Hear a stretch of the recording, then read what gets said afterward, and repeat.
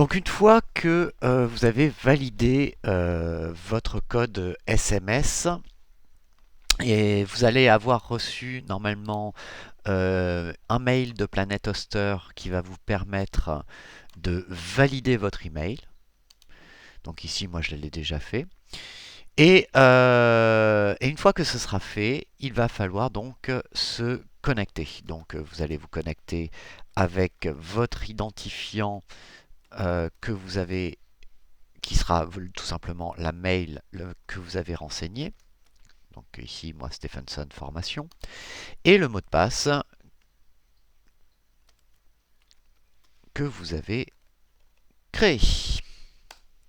Et vous allez pouvoir vous connecter donc sur votre espace d'administration de votre hébergement.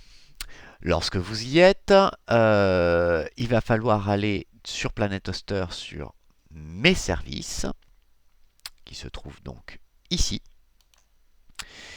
Et vous allez avoir donc votre espace d'hébergement qui va vous permettre ici de gérer votre hébergement.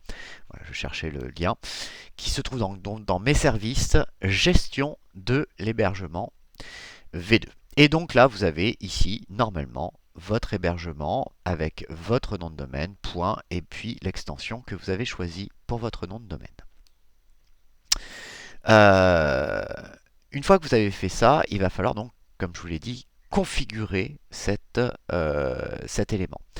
Donc pour ça, on va aller sur la partie qui se trouve ici, la petite icône qui se trouve ici, connexion, qui va vous ouvrir un nouveau panel avec énormément d'informations là qui vont nous servir. Et notamment, c'est grâce à ce panneau-là, Panel World, ce qu'ils appellent le Panel World Dashboard, que l'on va pouvoir créer notre fameuse base de données. Donc ça fait encore une nouvelle chose à créer avec un nouveau login et un nouveau mot de passe qu'il va falloir bien entendu noter. Alors on va aller sur la partie donc ici base de données SQL et on va devoir créer donc une nouvelle base de données. Pour ça, on va cliquer sur créer et on va lui donner un nom. Donc ici, moi j'ai appelé ça formation info, il ne faut pas un nom trop gros. Et vous voyez qu'il vous a mis un suffixe, hein, HNNVQZQX, qui va être le nom de votre base de données dans son intégralité.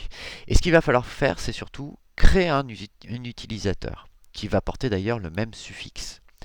HNVWQZQX underscore pour ce qui me concerne.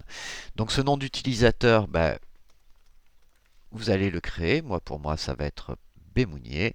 Et il va falloir créer un mot de passe que vous allez devoir noter bien précieusement. Voilà. Et une fois que vous avez tout ça, il va falloir faire quelque chose de très important, c'est cliquer sur tous les privilèges. Ça va être très important parce qu'il va falloir que votre utilisateur qui gère la base de données ait tous les privilèges sur cette base de données. Une fois que vous avez donc donné un nom à votre base de données, créé un nom d'utilisateur pour votre base de données et attribué un mot de passe à votre base de données, que vous avez coché sur tous les privilèges, vous allez pouvoir cliquer sur créer. Il va mouliner un tout petit peu, voilà, et il va me créer donc cette fameuse base de données. Elle va être importante pour la suite, on y reviendra, c'est quand on va devoir installer donc notre